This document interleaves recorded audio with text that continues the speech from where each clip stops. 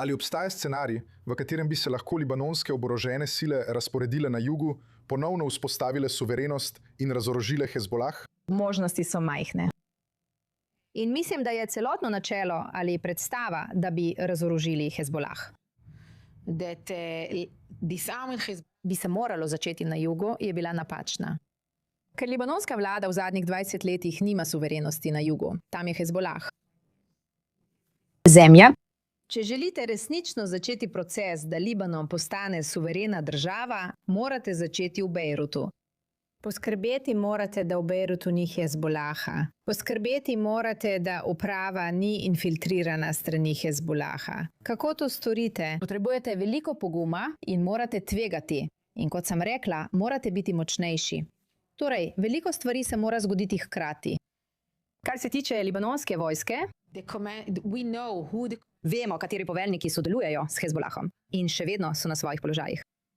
Poveljnik vojske zelo jasno pravi, da je zavrnil vsakršno soočanje s Hezbolahom. To pomeni, da bodo vedno prisotni kompromisi.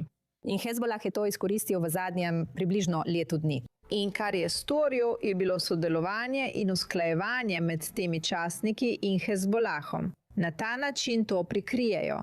Vojaška prisotnost Hezbolaha južno od reke Litani. Vsekakor je bilo vse, kar je šlo onstran reke Litani, popolnoma svobodno. Vsak najmanjši znak razorožitve je bil dejansko usklajen z Hezbolahom, da bi ustvarili vtis, kot da se nekaj dejansko dogaja. Vendar smo videli, da je približno polovica izstrelitev na Izrael v preteklosti, v prvih nekaj tednih trenutne kampanje, prišla južno od reke Litani.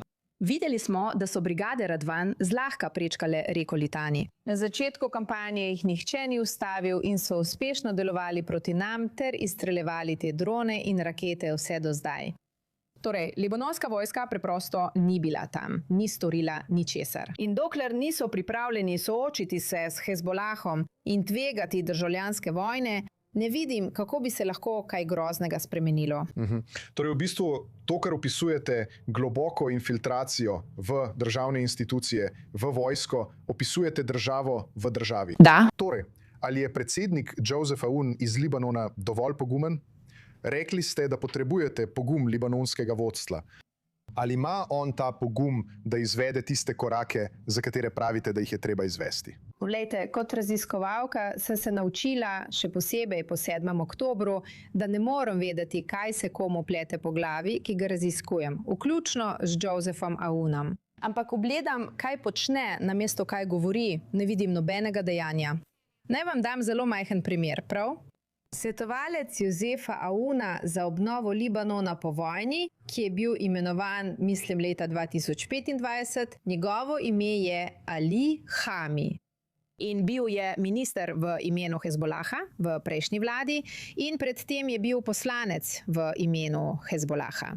In on je odgovoren za obnovo Libanona. Je svetovalec predsednika za obnovo Libanona po vojni. Tukaj je en primer. Kako to, da je ta moški še vedno na položaju? Kako to, da ga Joseph Aoun objema in ga sprejema, čeprav dobro ve, da s tem daje moč Hezbolahu, namesto da bi ga oslabil? Torej, v bistvu pravite, da je treba razpustiti ne samo vojaško krilo Hezbolaha, ampak tudi njihovo politično krilo. Ne smejo imeti nobene prisotnosti v libanonski javnosti. Bolj kot politična zmaga, v redu, politično zmago bom za trenutek postavila na stran, bolj kot politična zmaga, celotna struktura države v državi, ki ste jo omenili, to pomeni šole, tabornike, bencinske črpalke, banke, supermarkete, lekarne, karkoli si lahko predstavljate, finančne dejavnosti, socialne storitve, vse, kar si. Hezbolah je tam za svojo bazo. In danes obstaja priložnost, ker so podporniki Hezbolaha razseljeni iz tistih območij, v katerih se borimo. Ja, in ker so razseljeni, kdo skrbi za njih? Libanonska vlada ima priložnost zagotoviti, da je edina, ki skrbi za te razseljene ljudi, libanonska vlada in ne Hezbolah.